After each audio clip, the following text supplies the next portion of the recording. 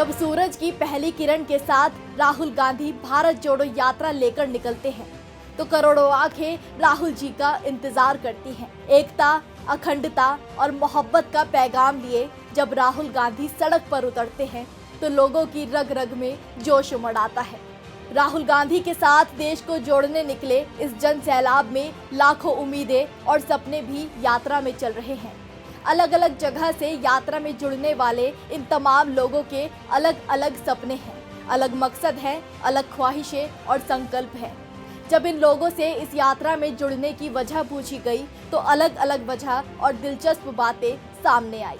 कोई यात्रा से जुड़ा देश में बढ़ती महंगाई के अत्याचार से न्याय पाने के लिए, देश में बढ़ती बेरोजगारी और बढ़ते भ्रष्टाचार को रोकने के लिए।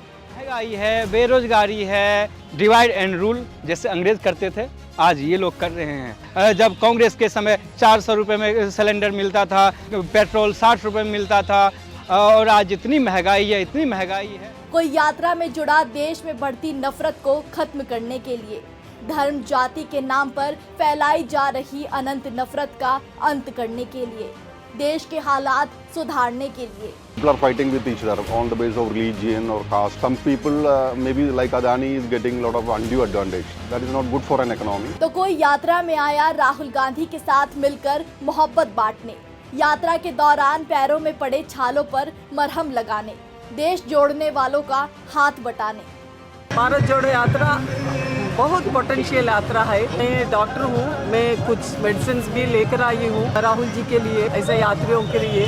उनके अब तक तो पाँव में छाले भी पड़ गए।